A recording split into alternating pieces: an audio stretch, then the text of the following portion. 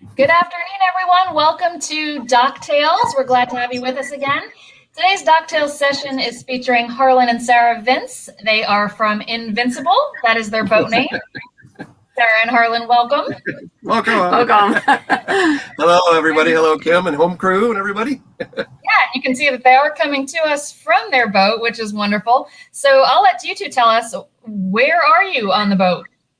No, I'll start. Go ahead. Yep, we're in Grand Haven, Michigan. In fact, they just put our boat in for the summer last Friday. So we're in, and we're about a half an hour upriver from Lake Michigan.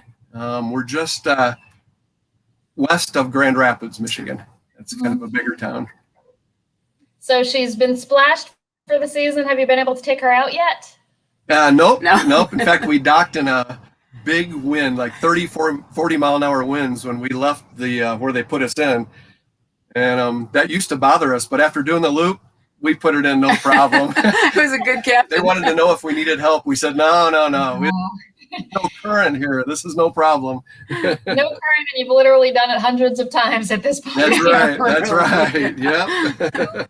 Yeah, well, we've got some of our Facebook viewers already chiming in. So Kelly says hi to Harlan and Sarah. Hi, Kelly. Hello, Kelly. Yeah.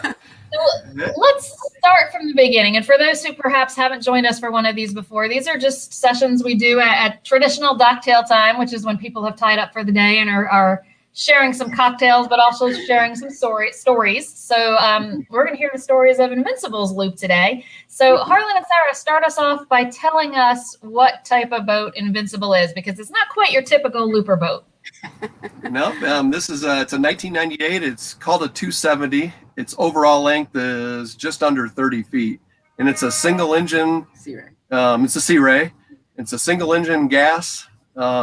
Which is unusual on the loop. Most boats are diesel, and it's a stern drive as well. So we kind of went against the norm, and it turned out okay. But we've also owned Invincible for over 20 years. Yep. And so we literally know Invincible from front to back. Yep. Yeah, and that's a really important point, because there was a time where the conventional wisdom was to perhaps the best boat for the Great Loop is the boat that you already have. And these days we see lots of people who have had a weekender boat for years and are upgrading for comfort or whatever the reason might be for the Great Loop. And you two took that kind of old school approach of, sometimes the best boat is the boat you have. So talk a little bit. Yeah, go ahead, Harlan. Go ahead. No, that's fine. I was going to talk a little bit about that. Like, tell us what led to the decision. Did you consider at all a bigger boat, or you were thrilled with what you had? We actually started looking for a bigger boat, a different boat, and we just couldn't find something that we really truly wanted. And somebody told us to take the boat that and because we know this boat, we decided to look into what we needed to do to get Invincible ready to take her. And we did a few modifications and got her ready. We also lived on Invincible for at least five summers before we went on the loop. And so we knew what we needed and did not need to be able to live on her. So that helped big time. Yeah, we've got a few more shout outs. Hello to Linda. Thanks for joining us. And Bonnie says hi. Hey, that's my toy. Hi, Bonnie. Hi, Chris. Hey, Bonnie. And so do Susan and Greg on Live Me. So hi, everyone. We're glad you're with us. So I was going to start out with talking a little bit more about, kind of your stories of the loop. But if you don't mind, let's stick it with the boat for a little while. So she's a 27-foot Searay. And you mentioned that you made some modifications to get her ready. So were those for comfort or longevity on, the route, or, what were the modifications and what led you to decide those were needed? Well, right off the bat, like as far as our fuel range, we did not have, it has a 100-gallon fuel tank, Gasoline. And we have never gone 250 miles like you have to do between Alton and Paducah, Kentucky. So we were really thinking, how are we going to do this? We had the marina. We're very close with the marina staff here at Grand Isle and Grand Haven, and they came in our boat. They were geeked. They made this a project. They wanted to get on the boat We had it mapped out. We were going to add a bigger waste tank, a bigger fuel tank, a bigger water tank. And we ended up discovering the bladder tank, a really good bladder tank that became kind of popular. Everybody kept wondering what it was on the bow of our boat. And we actually had it installed on the bow of our boat. And we installed it. Yeah, we installed it. It was all part of a kit. And we used that from, we actually filled up at Tall Timbers in Havana, Illinois, but just because we were the only boat there, and we thought we want to try this when nobody else is around. If something goes wrong, it was a 50-gallon bladder tank. So we did that at Tall Timbers. And then the first time we used it, we successfully made it all the way from Alton to Paducah without needing that bladder, but we were down to 6 gallons. I would have been a nervous wreck. Well, we also, the Mississippi was flowing fast. So it pushed us. And if we wouldn't have had that, it would have been different, I think. Yep. And then so without the push from the current, you might have actually needed. Right. Oh, yeah. Right. Yep. Right. One more thing, that would have caused us to use just a little more gas, we would have had to use it. But then we also used it from, let's see here, Demopolis. Yeah, Demopolis to all the way to Mobile out of convenience. When we stayed at Bobby's, we got up in the morning. That was when you had to hit the locks. We had a 7 o'clock lock opening, and we looked around, and they had so many boats at Bobby's Fish Camp. The fuel dock was 4 boats deep. There was no way we were going to get our boat in there. And I looked at that 50 gallons, and I go, thank goodness. So we ended up dumping that in there, and that got us all the way to Mobile. Well, at some point you have to empty that out anyway, right? Right. Yep. In fact, we never used it. It rode around with us the whole rest of the loop. We never. And now we have a looper that family that's going to be going, and they purchased it from us because they have about the same size boat. So it's going on to another loop trip. Yep. And just for a little bit of background for the newer folks who might not be too familiar with these areas, the biggest distance between fuel stops right now on the Great Lakes is, as Invincible was saying, from Alton to Paducah. It's about 250 miles. The good news is we are expecting Hoppy's Marina to come back online soon for both gasoline and diesel. So that'll cut that distance down to about 200 miles, which is a little bit more of what we were used to on the loop before Hoppy's closed because of storm damage, probably 2 years ago. So last I checked in with them, they were hoping, kind of fingers crossed, by the end of this month of April. We're getting close to the end of the month. They were relying on some contractors to, work some magic there. So it wouldn't surprise me if it pushes into next month a little bit. But, for this season, they are expecting to have fuel again. So that's a big bonus, particularly for our gas-powered vessels. But where there's a will, there's a way. And we have a question actually specific to the bladder that you used. A question from Bill is, did the extra weight on the bow affect the boat's performance? No, and it's kind of funny. We actually liked when we had the weight up there, we actually went faster at idle. We did probably, I'm going to say 90% of the loop was done at, I call it trawler speed, 8-9 miles per hour. And we noticed we had less RPMs when that tank was loaded. We have no idea why our boat performed, but it actually did better at a no wake speed when that tank was full. I was joking with Sarah going, maybe we ought to top that off with, it made no sense, but we said, maybe we got to put 50 gallons in that. It seemed like the boat handled a little better. My theory on that, Kim, is the aft cabin was so full of everything that we needed that it really balanced it out quite well. I don't believe we ever. We did go up on plane in the river system. We did like in Illinois and stuff when you had those long stretches. We did go up on plane with it, but we never hit any significant waves when that was up there. Yeah. And it's interesting. You either got to have it totally empty or totally full. You don't want to have it in between because it would slosh around. So we always made sure when we did dump it that we had 50 gallons of space left in the main tank. Yeah, interesting. Not something I ever would have thought of, but it makes total sense that you either want it full or empty. A couple more hellos to you. Hi, Alex. Thanks for joining us again. Hello. We've got Debbie from Vero Beach. Hey, Debbie. Thanks for joining. So you talked a little bit, Sarah, about all of the stuff that was in the app. This is her area. Harlan is amazing. Harlan is absolutely amazing with the engine and mechanical, anything like that. My forte is I love things to be organized, and everything has a spot, and it goes in that same spot, so that we always know where things are at. The best thing that we found out worked, and again, we did this before we went on the loop for those summers, were tubs with lids.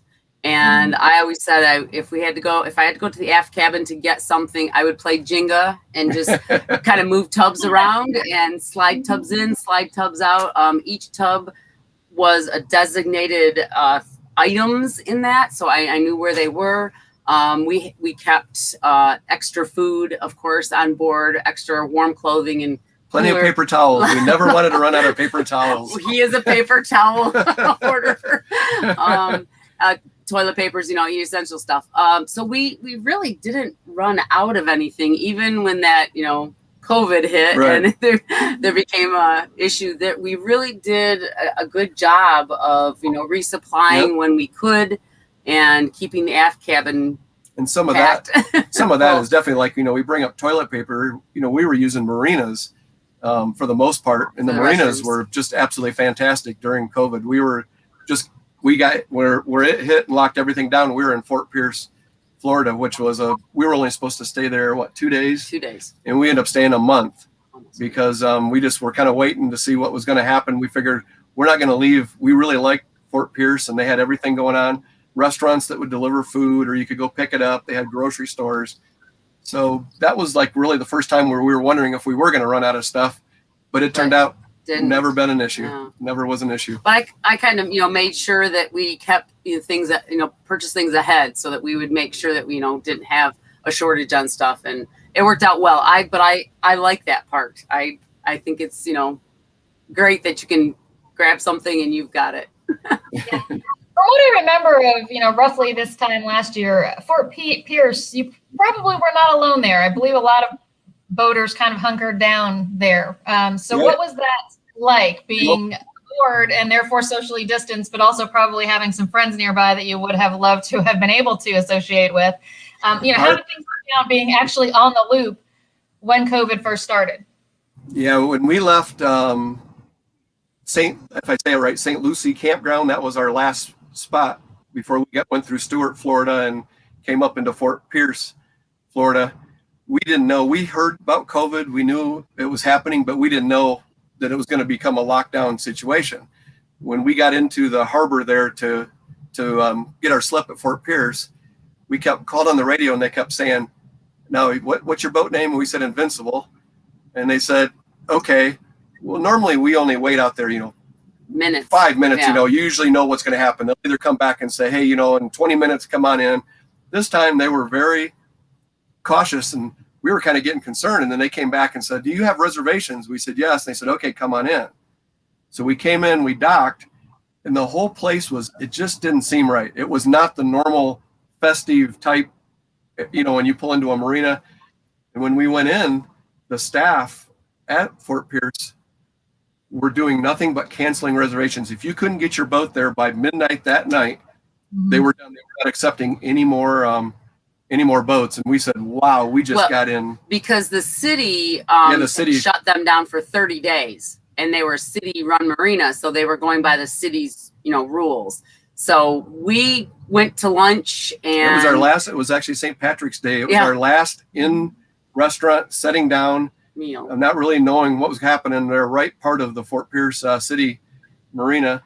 And then when we left there, we went back to the office and said, hey, we want to sign up for, and she said, oh, you guys are good. You guys are in. You guys are always in. And they had one more boat that was coming in after us. It was the only one that was allowed to come in because they were already like right there. And we got to know them a little bit. Yep. But then we made a call to Bonnie and Chris. They were in the Keys. We split with them. Actually, I think Demopolis was the last time we saw them.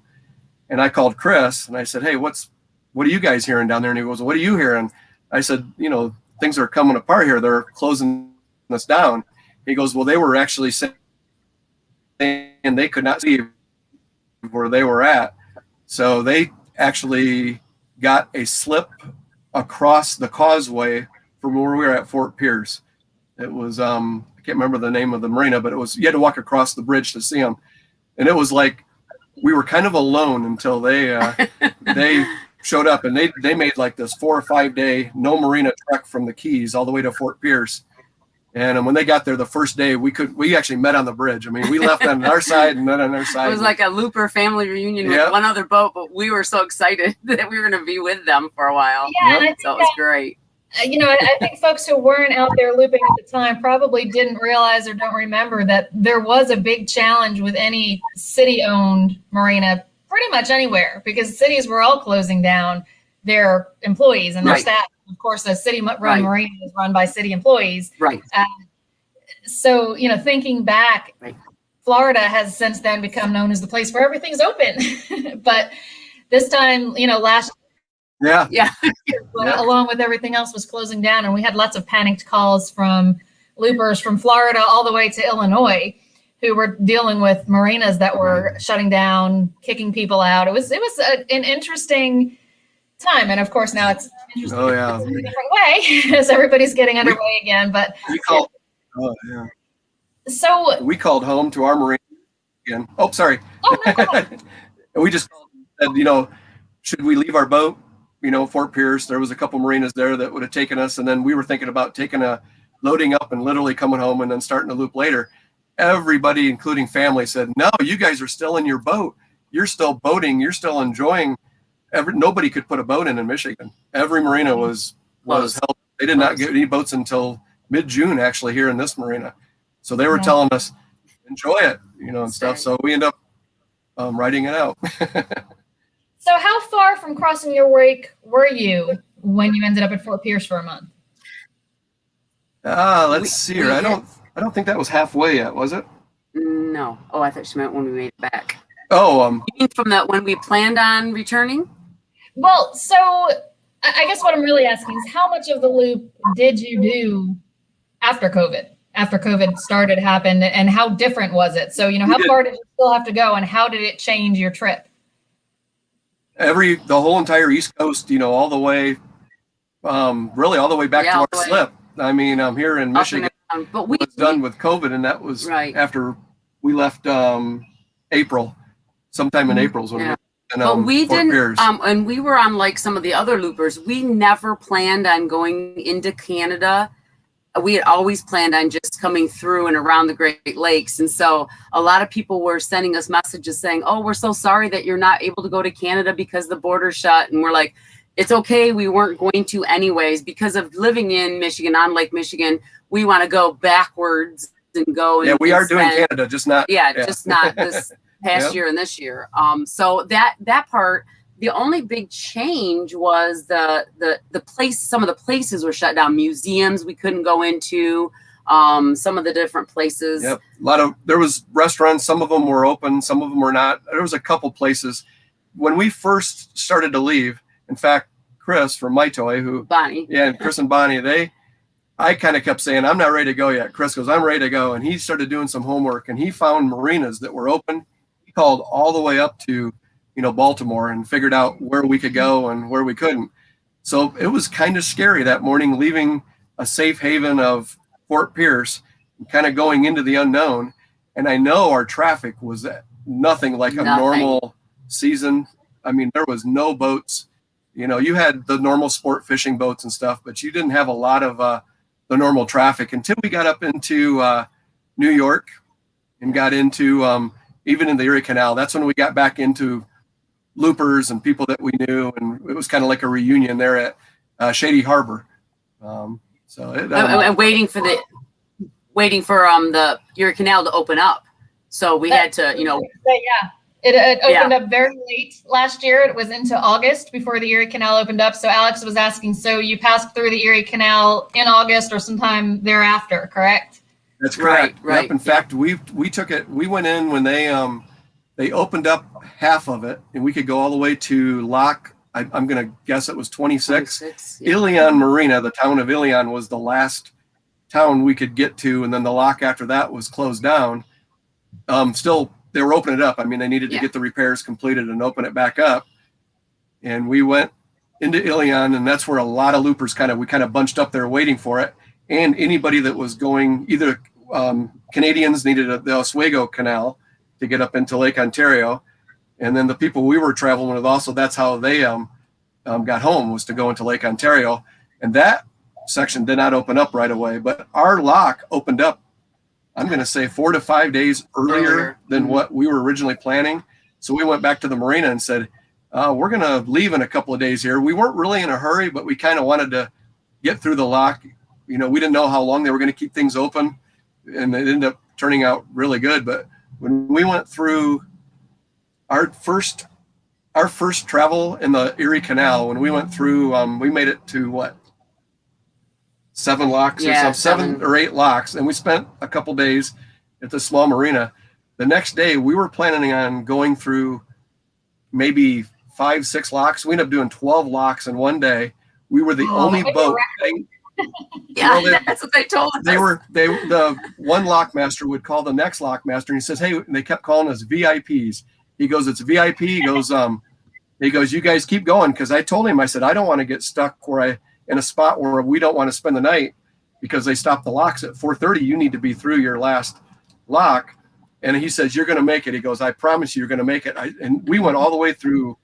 Well, we made it all the way to Ilion. And I could not believe where we were at. And we were getting texts from people and Nebo responses going, what are you guys doing? The whole Erie Canal in one day? And the lockmasters were just great. We'd come around the corner and I would pick up the mic to call the lock and the door would open. I didn't even have to call. I mean, they were just, and he kept going, no, we heard about you guys, coming down. He says, keep coming. I liked it because I was on the bow of the boat and I'd go, whoa. Yeah, it was just like, just open. So that's great. We had a lot of fun. You don't hear that happening too often because usually you're waiting for everybody else to get tied up, or some of the slower boats to even just make it to the lock. So that's a pretty experience. Definitely kind of a once in a lifetime kind of thing.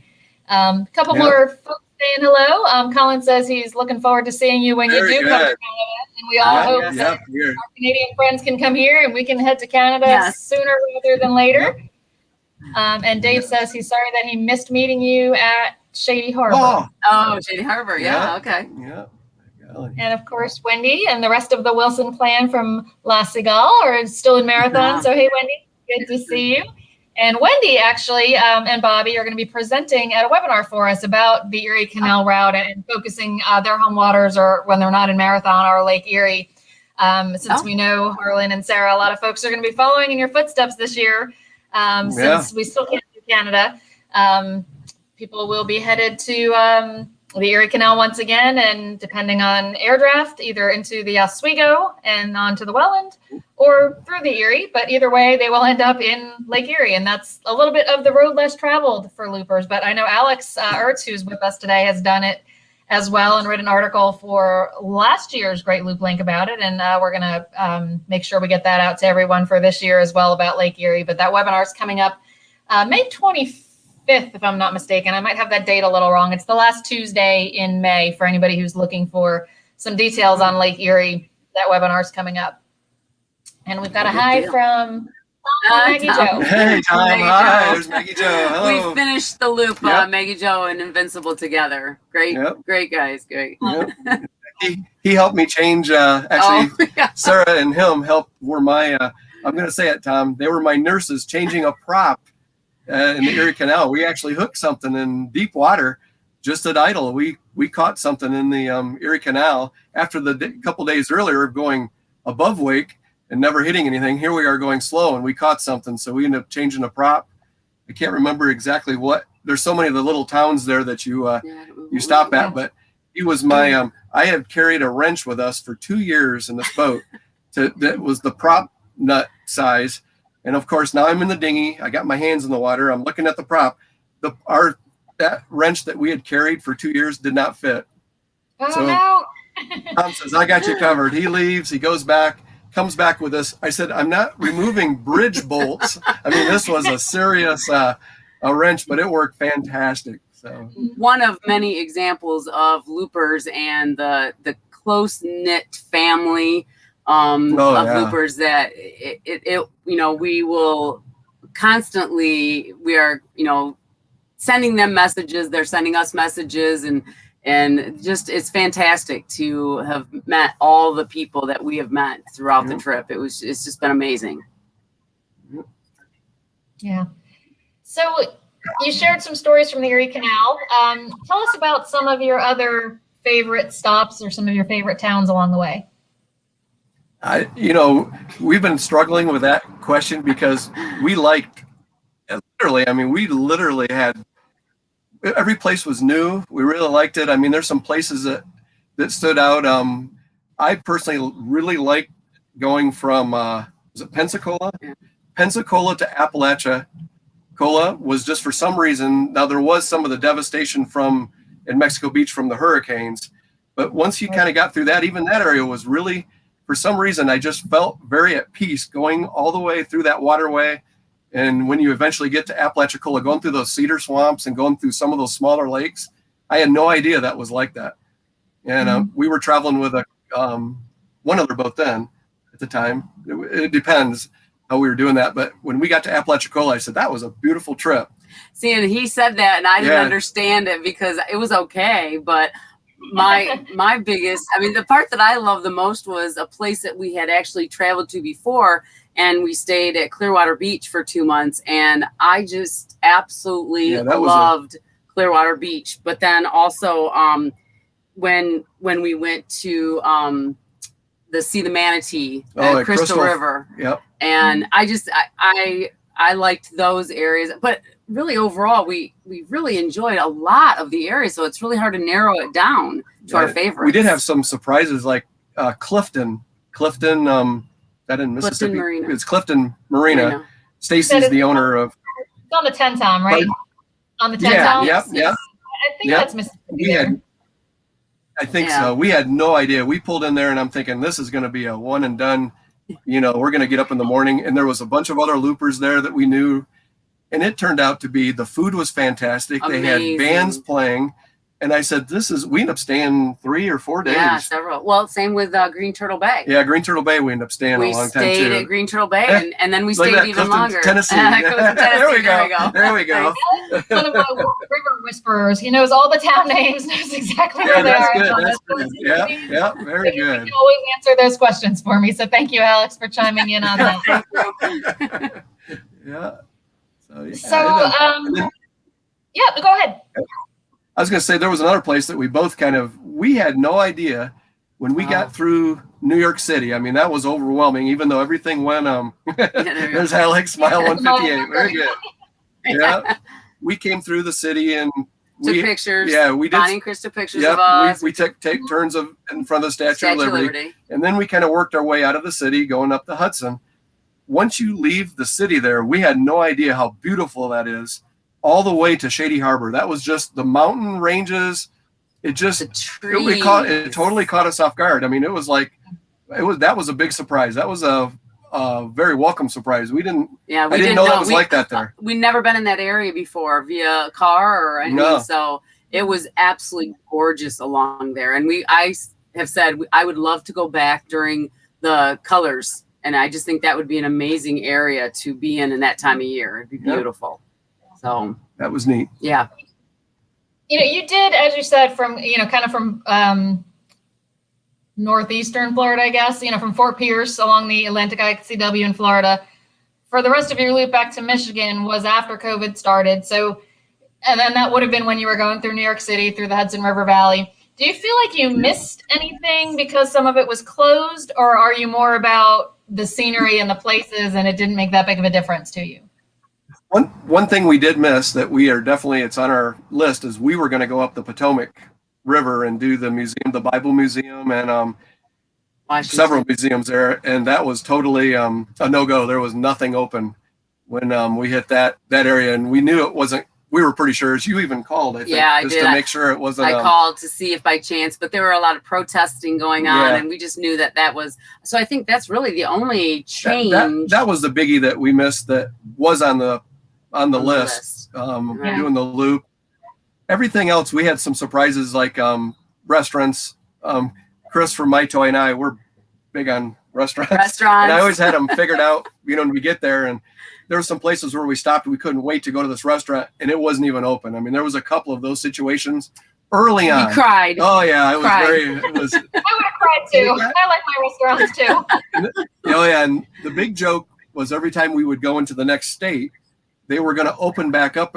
They were ready to open up the restaurants, and it was always like a week after we left. Yeah, we would were leave, always, and then they would open. So when we got to Myrtle Beach, I said, "Hey, we're slowing down. Let's let them open up some stuff there," and they did. Yeah.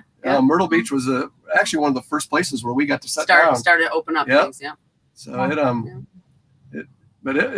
we did. I think we missed. I think we missed not being with a lot of loopers until we got into Shady Harbor. I think there would have been a lot more loopers with us because a lot of people stopped. There was not, that's interesting that you say that. A lot of people stopped. I think a lot of people who were close to closing their wake hurried up and just got home as quickly as they could. Yep. From brand new members who had, taken that leap of faith and gone ahead and started anyway. Even though COVID was happening, and they were kind of calling me and saying, I don't understand. Everybody says this is a social trip. We can't find anybody. That's sad. And, that tried to encourage them, and they did keep going. But, what's been, shouldn't have been a surprise, but is becoming a surprise to me. We had, I don't remember the actual number now, but a little bit over 100 boats complete the Great Loop in 2020, which was a low year, and you can certainly understand why. The year before was 172, if I'm not mistaken. So we expected that to be low in 2020. What I really didn't put together is that I think 2021 is actually going to be a lower number of completions than 2020. Really? Because so many people that had planned to start in 2020 didn't, and they put it off. So we're sitting here and it's April 27th right now. We've had two boats report completion so far this whole year. Wow. So it'll be 2022 then. I think 22 is going to be a big year. Obviously, as the year goes on, the people in the Great Lakes will be starting this summer. People in the rivers will be starting this fall. Anybody from Florida is out there now, and there's tons of boats out there now. But it's just that they're all just starting. So that was me. We were sitting around the office in late February going, why are we getting no loop completion reports? And Julie was going, I have nothing to put in the newsletter because there's no loop completion. Wow. Yeah, it's going to take a while for that queue to get. You find this that I think everybody either hurried up and finished or just didn't go. So we've got this lull. So I went back and looked, and last year by this time of the year, we had about 40 boats that completed the loop. And again, I think some of them finished faster than they expected because of COVID. So I went back and looked at 2019, and by kind of mid-ish April, I looked at this a week or so ago, but by around mid-April in 2018, we had about 30 that had completed the loop, and we're still sitting here at 2 so far this year. So I think it's going to be a very low year, and it's something I had never anticipated. So we started wondering where the heck everybody was, and then we figured it out. Yeah. Got a couple more. Hello, Mary and Jim. Oh, very good. Yeah. Like Ojo, yeah. You'll always be Pegasus to us, even if you're the former owners. And our first alligator sighting was with them. Yeah. Hello, David. Hey, David, thanks for joining. So we can take questions from anyone who is watching us on Facebook. You can just type those into the comments, and we'll be able to pick those up from there. I do want to go back to one thing that the two of you mentioned. You mentioned the manatee in Crystal River. So that got me to thinking about the golf crossing. Did you take the Big Bend route through Crystal River, or did you make a special trip? We went to Steamhatchy. We did the 80-mile crossing from Carabel to Steamhatchy. And we were just telling some other people about that around here that we were originally going to leave with 4 boats. And by the time we left, we only left with 1 other boat. So we crossed over to Steamhatchy.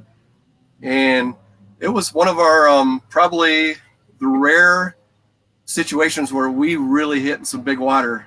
I would say out of the 8-hour run, I'm going to say 4 to 5 hours of that we were in probably, I'm not going to say it's the biggest waves, but it was waves we were not used to. They weren't the normal Lake Michigan waves. They were the 2 to 3 footers, but they had these swells that would lift up. And I'm kind of like, we're going with another trawler. Luckily, I mean, thank goodness for them. And we're leading, and he started to come back and he goes, I can see. He says, you guys are climbing this this hill, and he says, I can see your nav lights and everything. And he goes, I went, wow. And we didn't realize what we looked like in the boat. We were comfortable in the boat. Things were going okay. From their vantage, though, they're saying, my goodness, you guys are like hitting these huge waves. And then we started going down the backside of them, and I could not keep the boat. I had to be really on the throttle for 4 hours, giving it gas on the way up and then really slowing at the top so we don't come down the backside of them. We were dipping our anchor pulpit in a couple times. We did it 5 times. And I said, this is probably out of the whole loop, because our day one of leaving from Grand Haven was crossing to Chicago. I mean, we know Lake Michigan really well, so we did 121 miles day one, and everybody kept asking, what are you guys going to do with the crossing? I said, we've already done it. I mean, that was, and but on Lake Michigan, yeah, but on Lake Michigan, and it was different. We just weren't expecting it, and we ended up putting the trawler ahead of us, and we kind of, I think he helped a little bit, leveling out the waves a little bit. But what was nice is I got a reference of when I needed to hit the gas, and then when I needed to back down, and it was the only time in the entire loop we didn't feel unsafe, but I was glad we were with another boat. It was when we crossed Lake Michigan, we did that by ourselves. But when we did I told Sarah, I think that if we would have been by ourselves, we would have gone back to Carabel. I don't think we would have continued the crossing. No, we would definitely have turned around. Yep. Because tons of questions about this. Lot to unpack here. So, starting at the beginning, some loopers, for those watching who may not be familiar with the process for crossing the Gulf, it's 170, I think that's right. Alex will chime in for me. Statute miles, if you're going all the way straight across from Carabel to Tarpon Springs. For many boats, that's an overnight crossing, particularly for the slower trawlers, and that is very daunting for some people. So the other way to do that is the Big Bend. And that would be usually 2 to 3 hops. So the first one would be from Apalachicola or Carabel to Steamhatchy, just like Sarah and Harlan just told us. That one is still 80 miles, as they said. So it's still a big jump. And it's interesting to hear that you still had some pretty big weather concerns, because I think a lot of people mistakenly expect the Big Bend route to mean that they're in protected waters. And you're really still pretty far out in the Gulf to have going from Apalachicola to Steamhatchy. So 80 miles. So first question, in a Searay, could you have gone straight across as a daylight all the way to Tarpon Springs in a daylight only crossing? Because you're a faster boat. We would have had to, go fast. We would have probably, with our bladder, we probably had enough fuel to do that. But when we're up on plane, we're a gas hog. I mean, compared to fuel consumption, that makes sense. Would have been a concern. That would be the biggest concern, and of course, and if there's waves in the Searay, it wouldn't be comfortable going fast. Our size of the Searay. I think another thing that would play into that is if you had another fast boat going with you. If you had 2 or 3 all boats that could run 20 miles per hour, or some of them are doing. We met some people in Carabel that did it in one day. They did the run all the way to Clearwater. But they were running 38 miles. I don't know if that's knots or miles. It doesn't matter. They were going fast, way faster than our boat. Yeah, would go much bigger. But if you could run, if you ran with, I don't know if we would have wanted to do the night crossing at idle in this boat. I'd want to make sure there was no bad weather for 4 days leading up to it and 4 days after. I would have been probably much more concerned about that. But if you were going with other boats that were all at the same speed, I think it would be kind of fun to do that. I think you could do that. Yeah. But I don't know if Belagata's. Oh, go ahead. Sorry. I was just going to say the other key component there is waiting for that weather window, which you kind of alluded to, that you would want a 4-day before and after. The good news is that many loopers are typically waiting along with you for that weather window. So it's usually possible to find some buddy boats. So, kind of my next question for you is, you said you started out with 4 other boats you were supposed to cross with. And again, kind of the shorter crossing, the 80 miles to Steamhatchy, and you ended up with 1. What happened there? Well, one boat had a mechanical issue right on the morning. They were leaving with us. And they're actually, we see them a lot. Jane and Jonathan. From Belagata. And they were going, in fact, in the morning, they were originally going to be the only people crossing with us. We had one boat that dropped out. They were not going to cross the Gulf. And then another boat wasn't going to cross the Gulf. They were going to do the long cross. And thank goodness for Brenda from Real Grace. She talked her husband into going with us. They were the trawler that we were crossing to Steamhatchy. And then I guess it's kind of, I don't know how to say it, but when we got to Steamhatchy, now you still have 2 more days of weather windows that you got to watch. And we're being from Lake Michigan, when you have an east wind, we can still boat on our side of the lake. Well, when we got up in the morning to leave Steamhatchy to go to Crystal River, there was an east wind. And I'm telling the other boat, this is going to be great. It's going to be flat. Well, I didn't know to be in at least 5 to 6 foot of water, you got to go way out into the Gulf before you start to head north. So we were out in there where we weren't protected. Yeah, and south. We weren't protected anymore. So we had some waves there, but nothing like when we crossed the main, the run over to Steamhatchy. And when we got into Crystal River, that was the most, we had so much fun in that. We took dinghies into the springs. Manatees were coming right up. They say don't touch them. It's almost hard not to. I mean, they literally come right. Yeah, they come right up. I mean, they were just so curious. And while we were in the slips, they were coming between the boats. So it was. I'm glad we did that. Belagata is actually the one that told us. We said we were pretty convinced we weren't going to do the long crossing, and they're from that area. And she said you definitely want to do the Steamhatchy, and we're so glad we did. Yeah. Well, and you also kind of in that hit on why some people do choose to do the longer crossing all the way directly to Tarpon Springs, and that is because you do need 3 hops for most people. Right. Doing right. Yep. Right. So for some people, they prefer to just get it over with in one big hop. And one big weather window, and others prefer to do the Big Bend and take the 3 hops. And the manatees certainly are a good reason to head for the Big Bend. Crystal River is a place, and there's natural springs that keep the water a fairly constant temperature year round, which is what attracts the manatee there. And I've known loopers who have done the longer crossing straight to Tarpon Springs or into Clearwater, and then actually backtracked to go to Crystal River to see the manatee.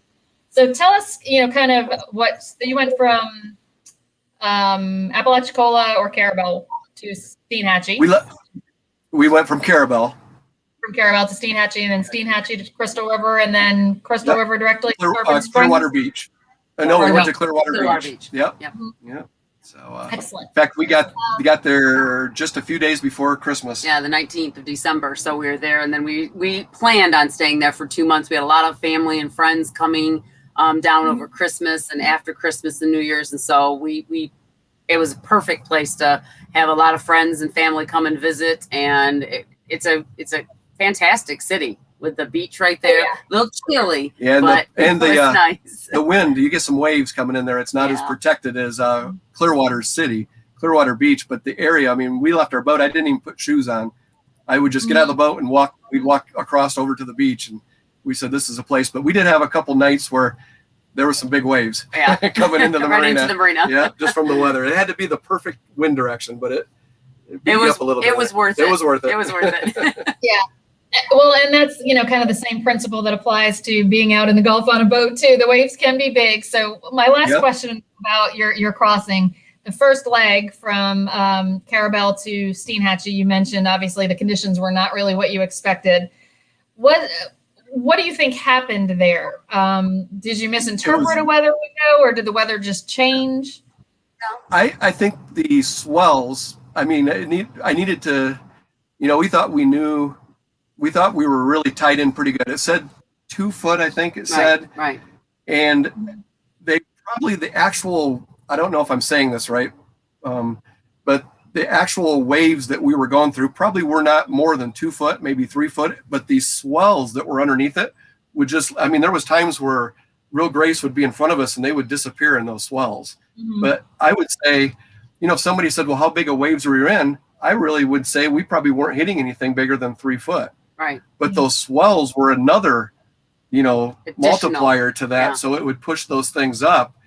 And something that we weren't ready for. It was no bad weather. No. The wind really, I don't think we really had a lot of wind. It just was You know, I think the forecast was a little off a little bit, but I do remember a few people, including I think her name's Kim from Sea Quarters Marina. Yeah. Is that correct? Yes. She told us don't go. She actually told us do not go.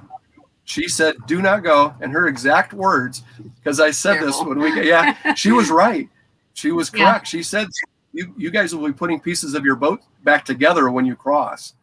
But then when we looked at our schedule, it was going to be another 2 weeks, way after Christmas, before we could have ever have left. So we kind of did exactly what you're not supposed to do, leave when it was it wasn't ideal conditions. But we also decided that if we got out there and we did not feel safe, or it looked like it was, we had decided we would definitely turn around. And when we got out there, it was okay. Yeah, we never felt like I said, I would have been much more nervous if we weren't with a buddy boat. Right. But we didn't feel like we were. I never felt they took some videos of us and they were sending them around. As soon as we got back into cell service, we were getting videos of our boat. I go, my goodness, they're taking videos of us and they're already sending them out. The videos made it look way worse. The boat did fantastic. We weren't going side to side. We were just kind of going up with the waves, but it seemed like you had to sit there and watch your chart plotter because it seemed like you weren't making any progress.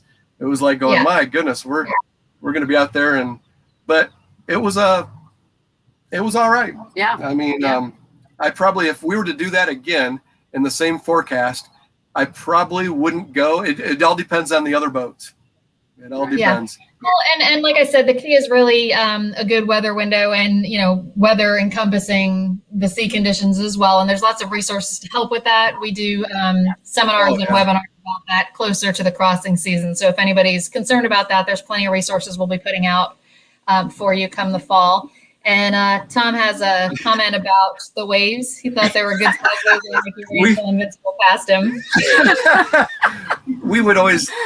They're in a trawler, and there was some times where they would leave couple hours, to get to the next marina. They would leave before us, and we'd always catch them before we get to the marina. And I guess he must be referring to crossing Oneida Lake. Must be Oneida Lake. Is that it, Tom? Oneida Lake? I'm guessing that must be what he's talking about, because there was a storm coming, and once again we said, "Boy, do we want to cross this lake? That's a big lake."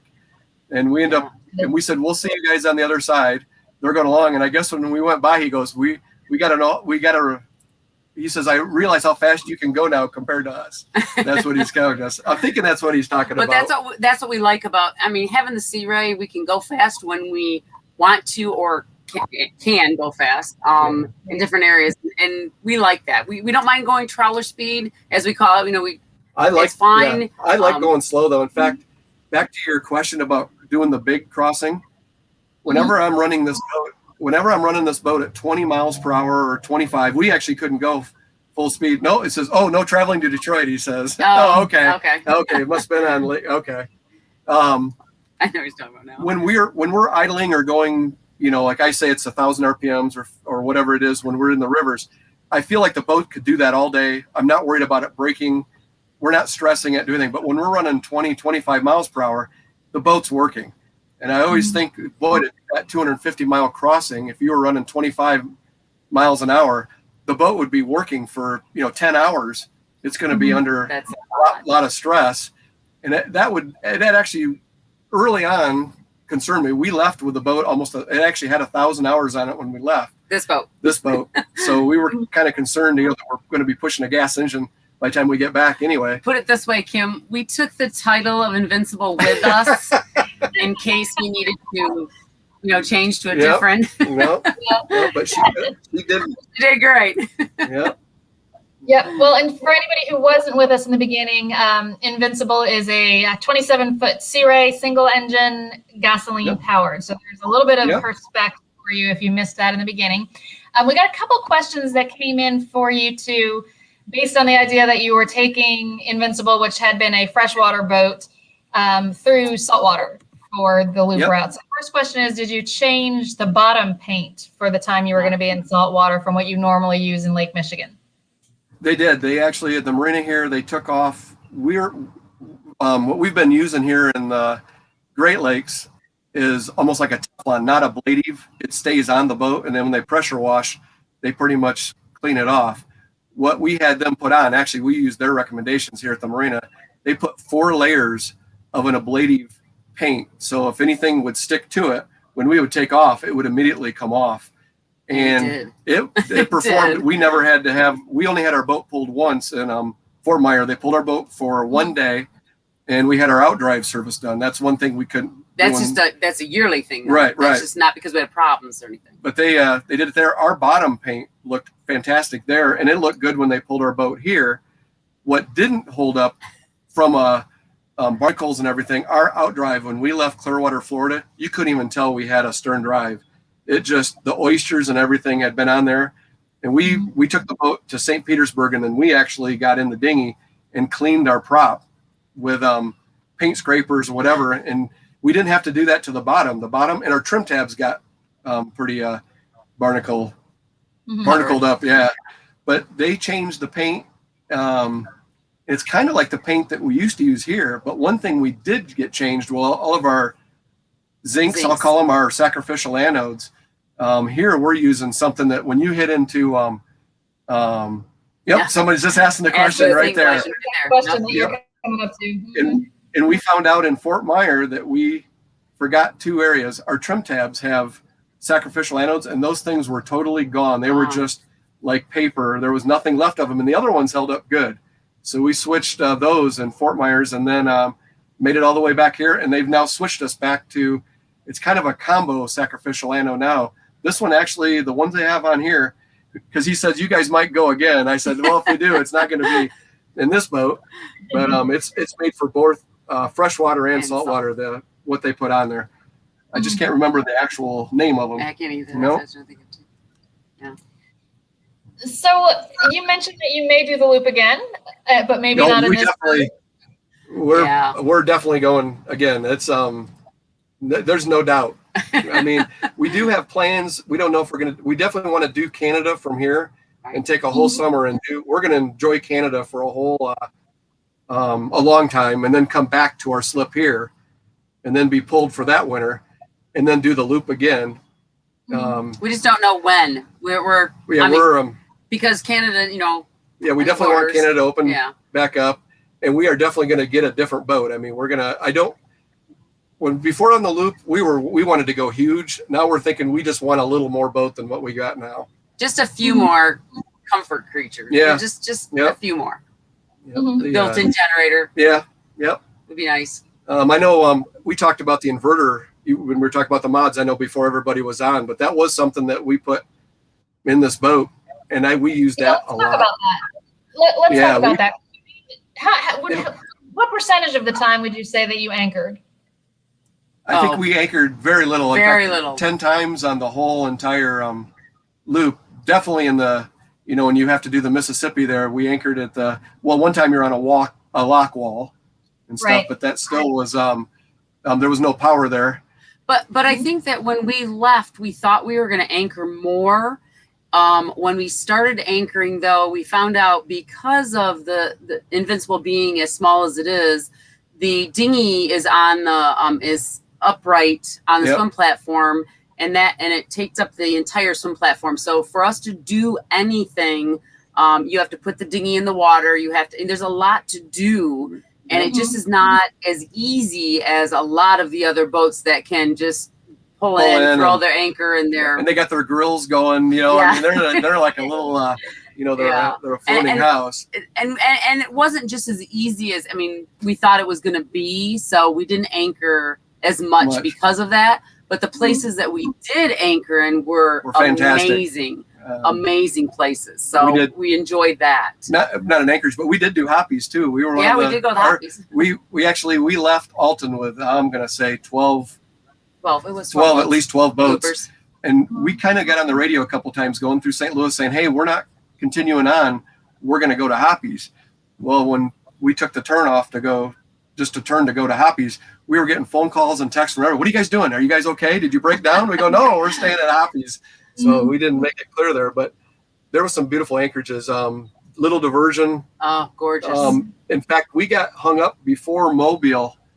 We stayed with a couple boats. we traveled with them, Sea Lord and Bubba Fly. We love the name of the sailboat, Bubba Fly.